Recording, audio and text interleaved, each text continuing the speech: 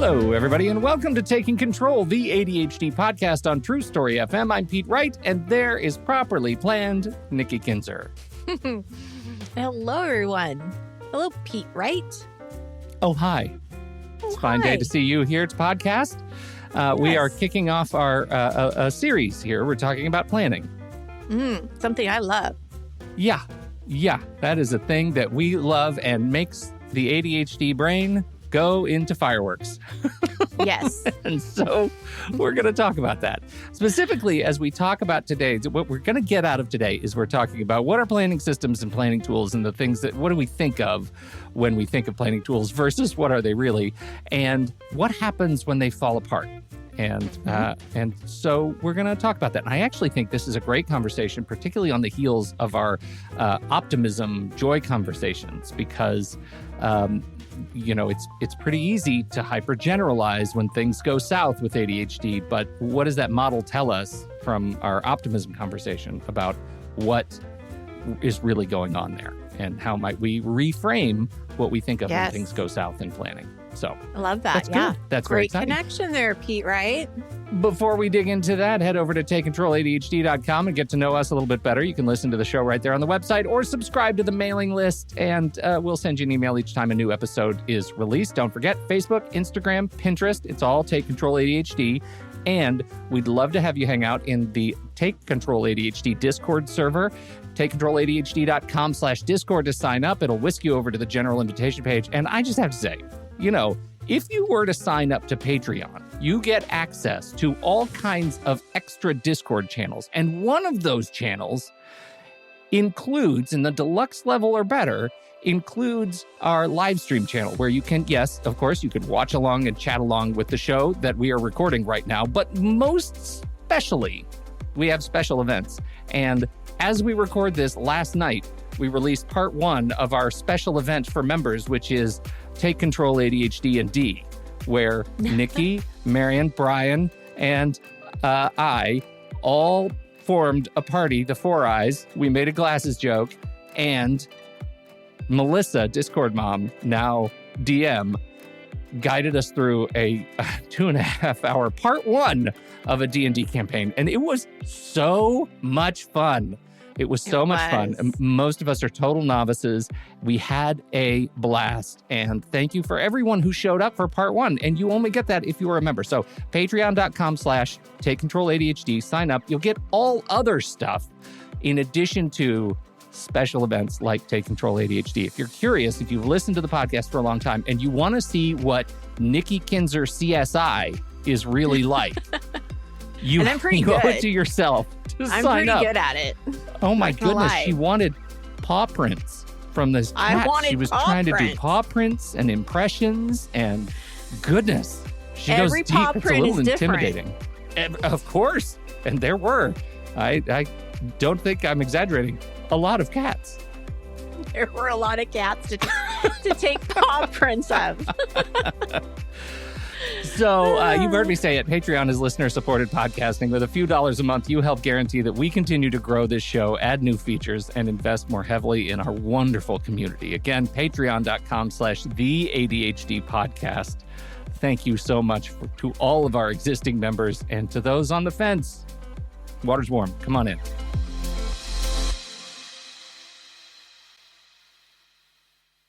All right, Nikki, we're talking about planning systems. Yes, and why they fail. Yeah. So we're kind of starting in an interesting place, right? Because we're starting of where they fail. But I think it's really important that we do understand why they may not be working so that we can take this information and actually start to build things that do work.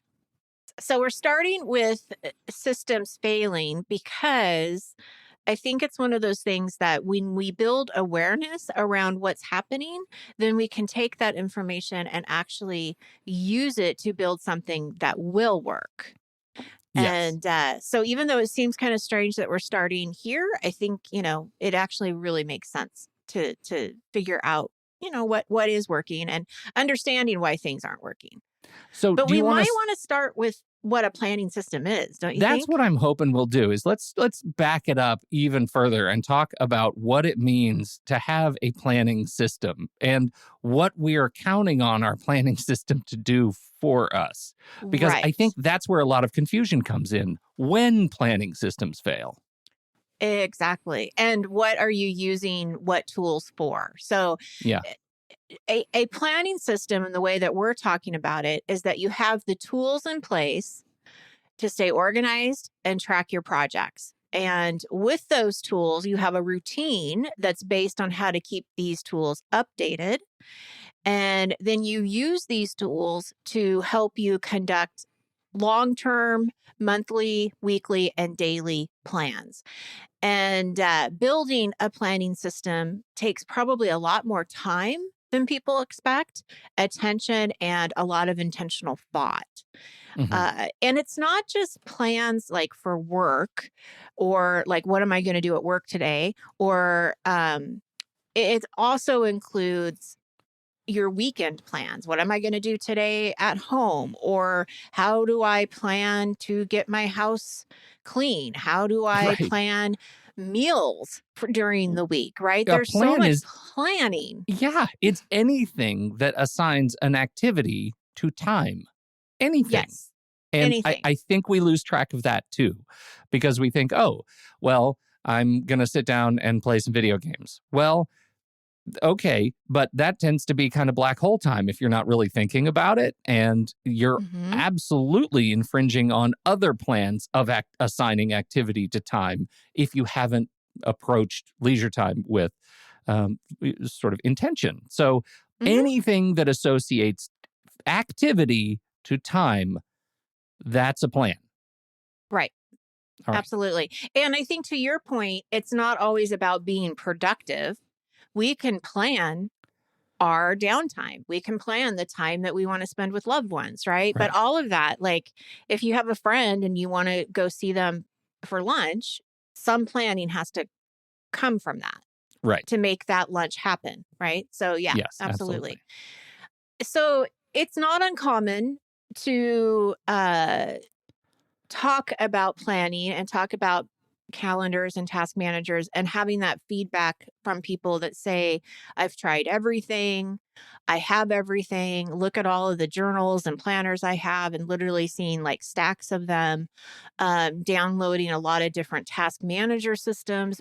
From listening to us, I can Hmm. imagine that probably, a big percentage of our audience has tried Todoist things and probably now Tick because we've Hmm. been, we're using that now. So they hear something and then they want to start and review it. But Yeah, you're saying they, but really you're saying you, Pete, because remember, I'm also a task management planner addict. Like, I have a problem. I recognize it. I've used them all for many of the reasons we're talking about today. right. Though, I don't think it's necessary. I think you're kind of an interesting person Well, for that's many loaded. reasons. But in this situation, it's interesting because I think, yeah, your curiosity certainly gets the best of you and you want to check things out, but you're Hmm. also very loyal. I don't think you move to anything unless you really, really think it's going to be a better move for you.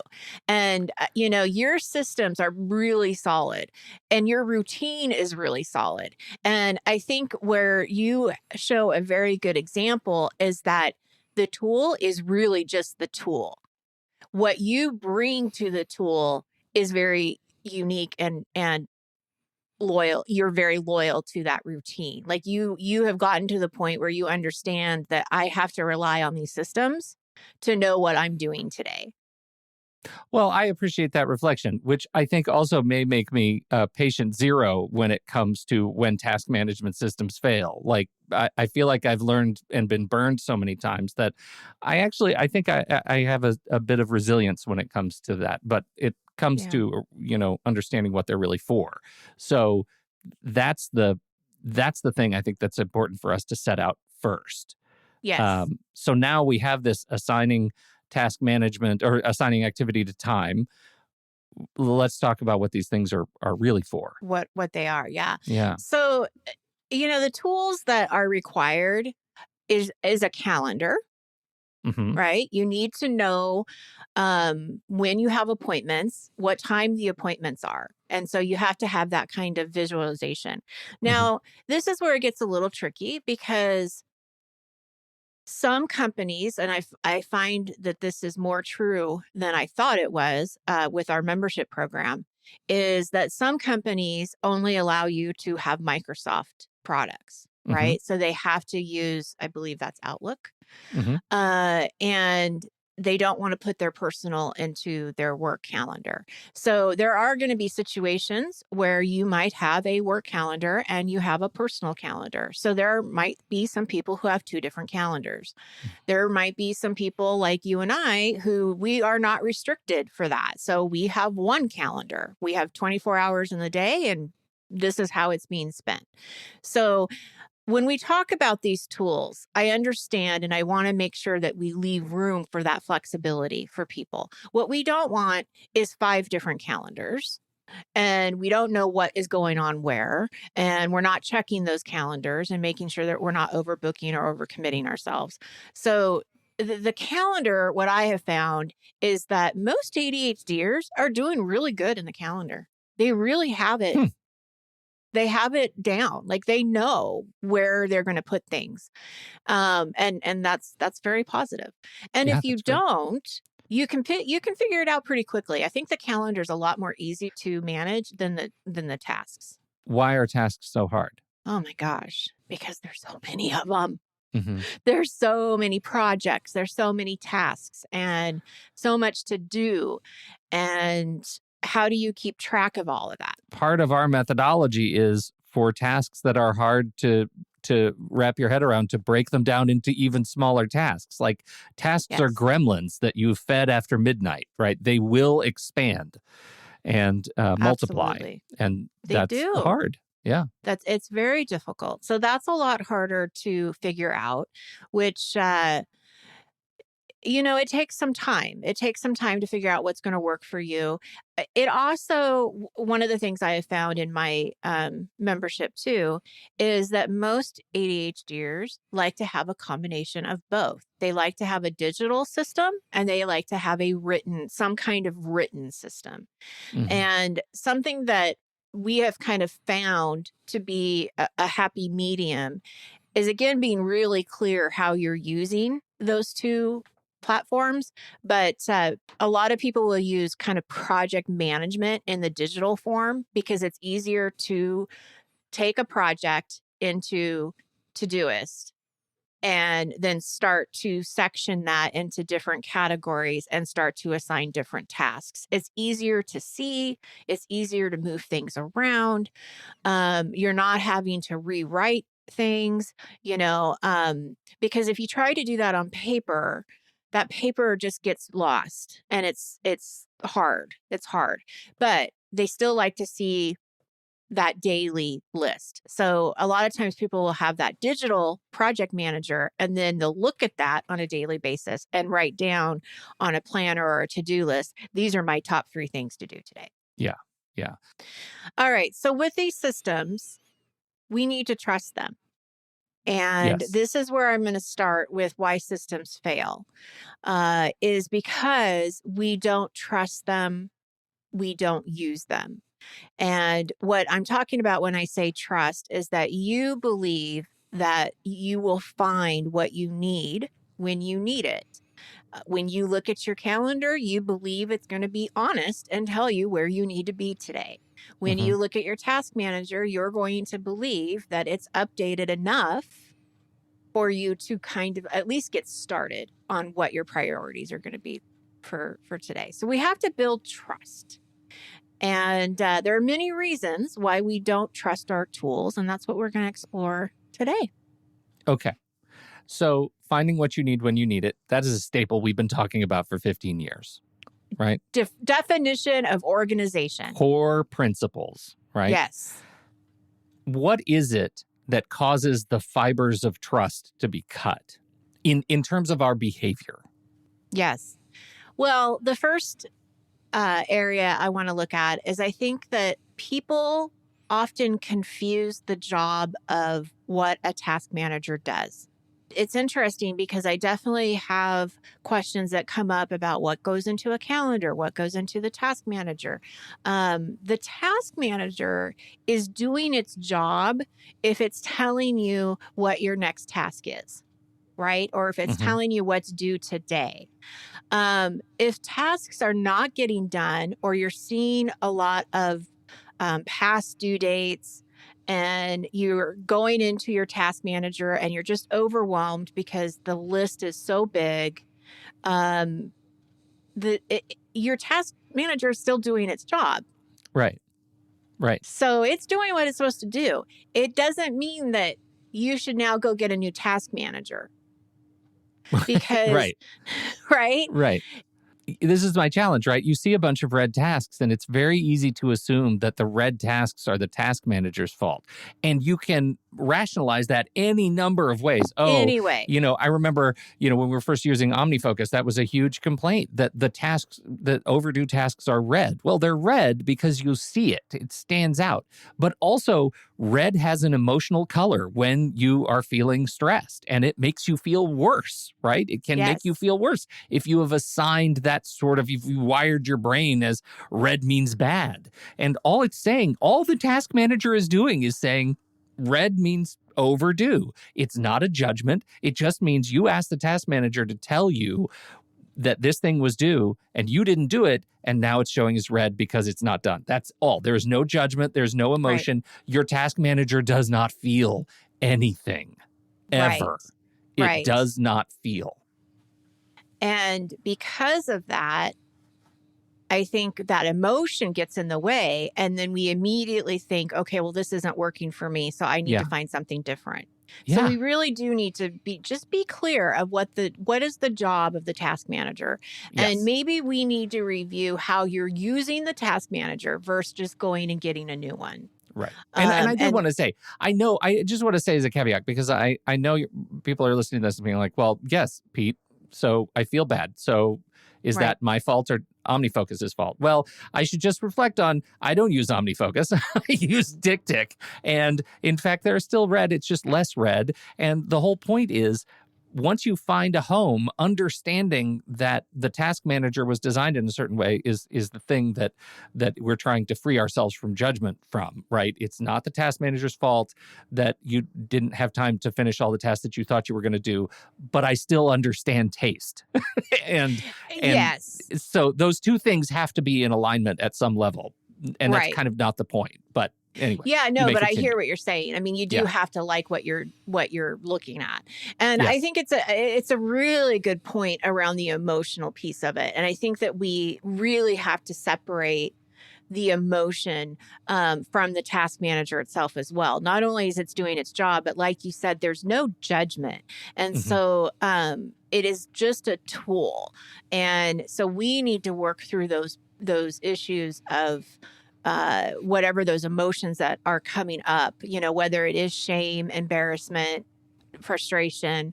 But one of the things that I try to teach in the membership program is that we don't want to fear changing our dates. We don't want to fear these due dates, because a lot of times we put due dates in that aren't really real due dates. We're just putting expectations on ourselves.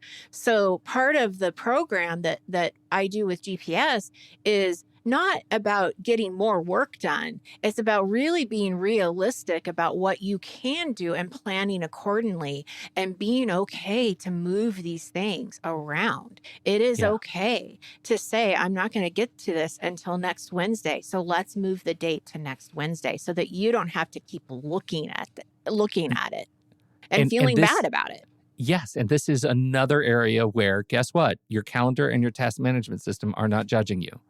Exactly. They don't care that you're moving things around. Now, the problem that I carry forward is that when I start moving dates around for the work, I am using this sort of anthropomorphized calendar that I might sometimes think is judging me as a vessel for the judgment that I feel from other people when I'm slipping deadlines, when I'm missing things, when I'm dropping proverbial balls.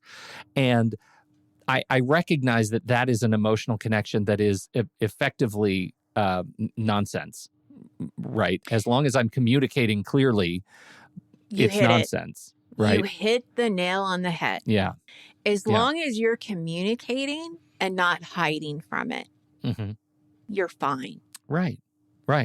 But I also have this, and I know this is one of the points we wanted to talk about, is I also have this sort of image in my head of what perfect looks like. And perfect means everything I agree with myself that I'm going to do on a given day, I'm able to do and deliver. And at the end of the day, my task list for the day is clear, and I can see clearly what I'm going to do tomorrow. And at 4 o'clock in the afternoon, when my plan for tomorrow task comes up, I'm ready to go. And that doesn't always happen. No. And getting okay with that has to be part of job number one, right? Yes. And perfectionism gets in the way. And that is one of the reasons why our systems fail. Not only because of what you just explained, but just in the basic setup of using a new system. If you have bought a new planner, or you've decided to do bullet journaling, or you've decided to download TickTick, there's this perfectionism that happens where I've had people actually tell me that they can't write in their bullet journal because they just don't want to mess it up. They want it to be perfect. The first moment they start to outline something. So what is the first thing you say to somebody who says that to you? You have to let it go. Yeah. Because when you're first starting a system out, perfect doesn't even exist until you work with the system. Until you're actually in it, working in it, you won't know what works or what doesn't. So we have to get something in there. And for an online digital system, especially, because Pete, how many times have you changed your categories, your projects, your subtasks, the way that you title things? I do it all the time. I can't tell you how many times I have redone GPS membership on my task list as a category. And then what are the projects under that? What are the areas? I'm always constantly redoing it. So perfection it doesn't happen. And if you think it's going to happen, it never does. And then guess what happens? You drop the system. Yeah. Because you couldn't get it right. You couldn't figure it out. You didn't try. So it's gone. I think that's an amazing observation. And I've been trying to wrap my head around it. This is going to sound like a weird journey around the block, but I promise I'll get to a point. There is a wonderful photo in a technology coffee table book that is dedicated to Apple technology. And in there is a first generation iPhone, and it looks like it's been run over by a truck. It is battered and scratched and dented and all this. And it turns out that phone belonged to a lead design engineer on the iPhone platform. That was her personal phone. And you look at it and you think she used the hell out of it, right? She must have let animals chew it. It was as lived in as anything. And it looked like, Star Wars nerds are going to recognize this. It looked like the Millennium Falcon, right? It was an object that lived through some stuff. Yeah. I can't get there with my technology. But I kind of feel like that's the destination we need to get there for our systems, right? Our systems should be lived in. They should be torn up. They should be used. That's evidence of progress. And digitally, what does that look like for you? Does it look like lots of brainstorming documents or entire sections in your TickTick that are tasks that maybe you'll do, maybe you won't? You just have to get them out of your head. Are those effectively the bookended or dog-eared pages of your bullet journal? Is your bullet journal scratched up and messy and that's the piece I think we have to wrap our head around, which is it's okay to live in our stuff, digital stuff, physical stuff. It's okay to live in our stuff. And I know that's a thing I have to work on too. Yeah. Because it is what it is. It's going to get messy. We're messy animals and it's okay. Yeah, for sure. Absolutely. Well, and with that being said, I think the next piece really connects with what you're saying is you never finished setting up the system in the first place. And perfectionism might be a reason for that, right? Because you never could really get it right. But there's another thing that happens that I don't think people necessarily think about. And I really didn't think about it either until I really did a lot more with planning and really digging into the GPS membership. Yeah. Is what is your workflow? Because when we say that, that can mean a lot of different things. But what I'm looking at is how do you process your work? How do you keep track of it? If you have a project, how do you want to organize it in a way that you can see what's going on? And that's not natural for ADHD. It's not a Yeah. natural thing to think about. So we'll download a program and just start kind of throwing things in there without really thinking about what do I really need? Do I need to have a folder for each of my employees? Do I need to have a folder for marketing? How does that look? And Yeah. really taking some time to think about, if email, and this is not a show about email, but I'm just going to mention it because it's a Hmm. part of the to-do list. You have an email that has an action that you have to do. Where does that go? Yeah. Is it staying in your email or is it going onto a task manager? So it's these workflows that we're not paying enough attention. And if we're not clear, then building a system gets very complicated and very confusing very quickly. And I'm going to walk away from it. Because the other thing that happens is ADHDers tend to overcomplicate and they think too much. I don't know what you're talking about. You shut your mouth. And I don't know what you're I saying. know it's a hard reality. And I have learned so much with this GPS membership, believe me, because I have to catch people because I'll work with them individually, right, outside of the membership to help them build their systems. Yeah. Right. And they get stuck with, okay, I have this task and it's in the inbox, right? I thought about it. I put it in the inbox. Yay. That's huge, right? That's a step that we want you Yes. to do. You put it in the inbox. But now I don't know if it goes under marketing or does it go under this? Or does it go under, because it could really go under these 3 different places. So we have to be like, okay, you know what? Just stick it here, Uh-huh. put a date on it, Yeah. because as long as it has a date, it's going to come back in front of you. But we need to not worry so much about all of the categories, subcategories, projects, subprojects, right? But oh man, you can get so hung up there that Yeah. you drop the system. So we're Right. talking about what makes systems fail. That is one of them. I think there's an associated relationship to your technology and systems and trust, and that is like, at what point do you get over filing in the first place, right?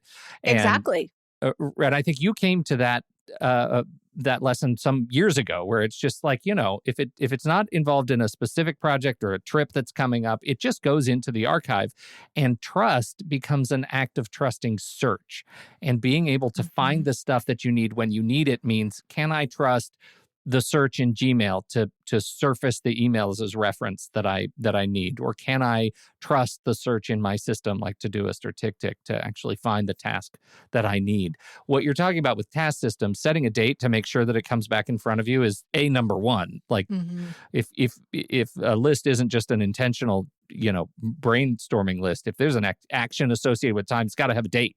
Yeah. Even if you don't do it on that date, it's got to have a date, or you'll never see it You have to have again. it come back in front of you. You have to have it come back. But the rest of it is being able to trust the tools that are being designed to help you solve these problems. And trusting those features is hard, because I guarantee you, I ask anyone in our community, anyone in a happy hour, anyone in a Pete's Coffee, and I'm going to say, when has search failed you? And everyone will find an example, if not multiple.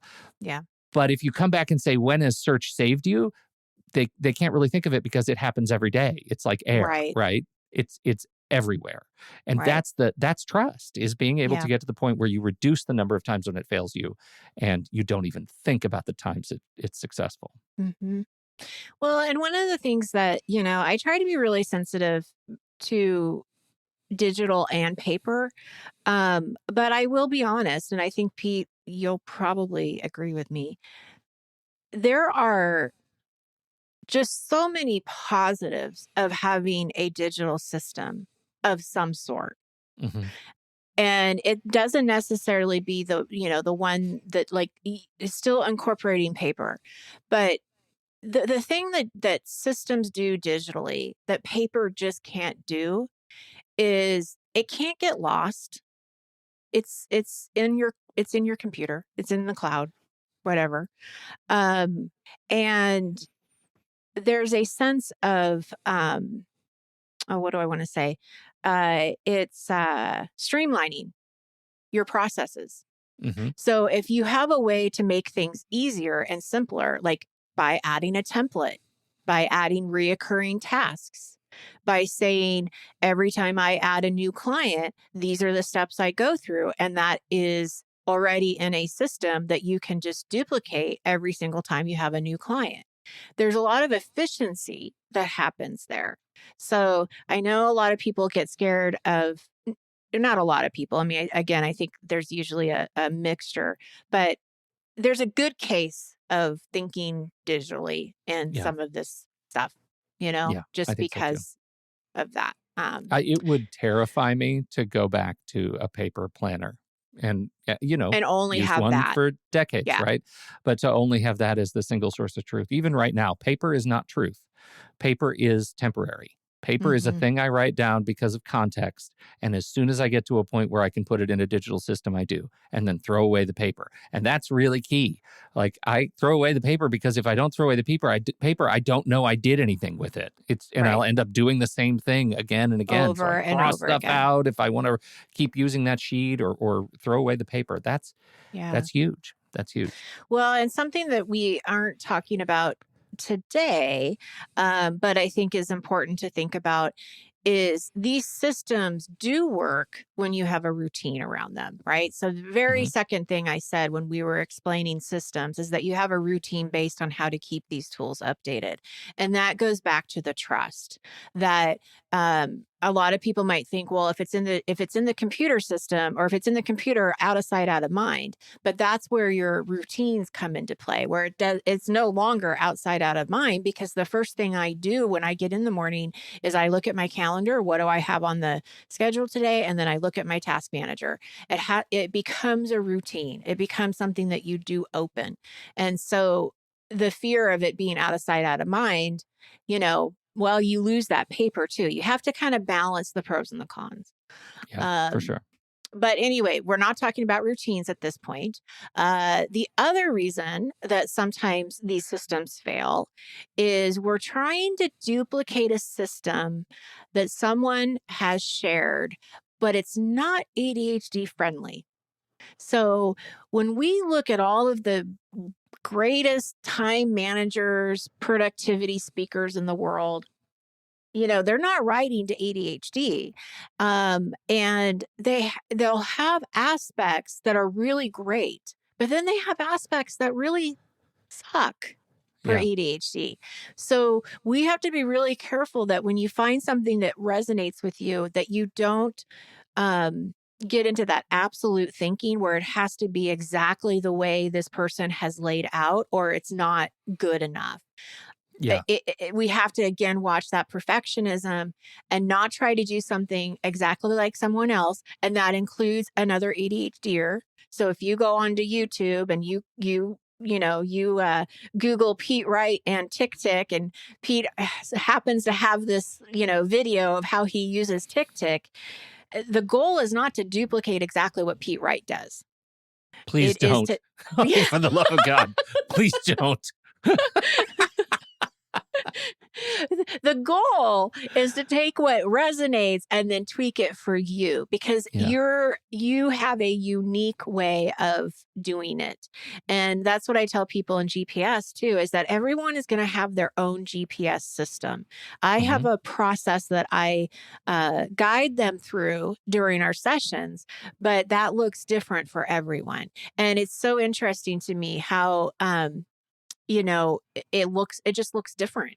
You might have 2 calendars you have to look at, or you might have something that is totally random that no one else has, but you have to put that into your system. So it's really being able to practice and make the adjustments that make sense to you. So don't try to duplicate and copy exactly. Well, and I would say as a corollary to that, that's why it's really hard. And I think I have moved away from recommending specific apps. I'll tell you what I use, but I'm not going to recommend this is the number one best thing that you could ever possibly use, because I don't think it exists, right? Yeah. Because all of this stuff is so personal. If Red Tasks and OmniFocus don't light your fire, then OmniFocus isn't for you. But if you have an engineering brain and you want to tweak everything and create all of the kinds of views that you could possibly create, OmniFocus may be perfect for you. The trick is, what features are you looking for to make ADHD planning work for you? And a lot of different tools have that, right? Right. You've got to have tags, having lists, having sort of saved views, or filters that you can sling tasks around just by associating a hashtag to it and make sure it shows up in the right place. Those are the kinds of features we're talking about. You may want to choose a system that has both start dates and end dates versus just end dates. Todoist is an end date only system. Although I think in the beta, they do have start dates. They're really working on start dates. But if you need 2 sets of dates so that something doesn't show up until a certain time, you need to pick one of the tools that actually has start dates and end dates to work with your field. So those are the kinds of things we're thinking about. And I think that's really important to embrace, that when you hear someone say, this is the best thing ever for X, is it the best thing ever for you? Absolutely. And whatever you can configure to make it work better for your brain, that's going to be the best tool. It's so true. And just to add to that, if you were to look at the members of the GPS membership, there is such a wide variety of what people use. It just really justifies what you just said. It's just the tool. It's what you make out of it, how it works for you. So I think that's just a great thing to say. One last thing I want to end on of another reason that systems fail. It's that out of sight, out of mind again. You simply forget to use the system. And there's nothing, this is just what it is. I forgot to open it up. I forgot, I just got so focused on doing the work that I didn't plan. I didn't look. And this is so true, and it happens. But I got to tell you, until the systems are trusted and you really do use it on a daily basis and the habits are in place, and even then, you probably need a reminder on a daily basis to do your daily plan. Yep. Or to look at your calendar, or right? Because ADHD is ADHD. You're going to get distracted. It's going to be an internal or external distraction. You're going to get an email that pops up and you're going to feel like it's, you have to be a firefighter. These things happen. Yeah. We need these scaffolding tools, these reminders to say, hey, Pete, don't forget to look at your calendar today so that you feel more on top of your day. And it feels like you're giving in to actually use the meta nature of planning to actually use a tool to help your brain plan better, right? That next level, it feels like, oh God, I shouldn't have to do this. But the truth is, why? Why shouldn't you have to do this? Why do you care so much about letting the tool help you remember? I do it every day. I have the tasks that in there that help me to review the next day. If I don't, I literally will not do it. And you would think the end of the day would be a reminder. Literally the sun going down might be a reminder that I have to plan tomorrow, and it's not. It's not. And it won't be. And that's the thing, is that, we have to remember that that's something that is a continuous scaffolding structure that we need to have, is to remember these things. And I also want to make a point that when we talk about planning systems, and we'll at some point talk about the routines and you know what it looks like to do a daily plan, we're also not looking at a lot of time. How much time, Pete, do you think you take to open up your computer and look at the day and look at your task manager? 10 How minutes. much time? 10 minutes? 10 minutes. Yeah. Yeah. I would Like for say my planning at the 10 end of for the day me, and another too. in the beginning. Yeah. Yeah. And then the only time I'm bouncing back to the task manager is to check things off as I do them. Exactly. That's exactly what I'm doing too. So Yeah. I'm looking at the calendar. I want to know, what appointments do I have today? How much time do I have in between appointments? And that gives me an idea of what I can work on or not work on. And then I look at the task manager and I can see like, okay, I'll probably be able to get a couple of these things done, but I know I'm not going to have enough time to get all of this. I'm okay with that. Yeah. Because in Tick, we have duration dates that I love. And it takes less than 10 minutes. Yeah. It's not time consuming. You know, I think part of the challenge though is figuring out your strategic use of notifications, right? Because one of the things in your outline is bold print. You forgot to use your system. Well, part of the reason that you might be forgetting to use your system is because even if you have a task that says 4:00, like I do, review tomorrow, if you have surgically removed notifications, all of them, or you have too many notifications that you're blind to all of them, then that's a problem. And so part of trusting the system is enabling the right notifications to get through when you need them, and to know that any notification that hits your phone is one you need to pay attention to. And I find that all the time. People are like, well, I don't even see my notifications. Well, again, back to point number one, your tool is doing what you asked it to do. It's doing what it was designed to do. It's reminding you to do this thing at that time. If your notifications are a constant river of notifications from all the different social media networks, et cetera, you're not going to see it. Or if you have responded to the river of notifications by turning them all off, you're not going to see it. And so I do think that's another piece, making sure you understand how notifications work on your device and shutting off the ones that aren't important to you being productive, if productivity is your goal. Right. So true. Love it. Yeah. All right. So you might resonate with one of these, maybe all of them, who knows? But we, as I said at the beginning of the show, what we do know is that the more aware you are of what's going on and where maybe your gaps are, the closer you are to focusing on those solutions. So we hope that this was helpful and insightful, and that our listeners can do something with it. Yeah, maybe. Just pick one thing. Just pick one thing. Give it a try. Give it a try. Give it a try.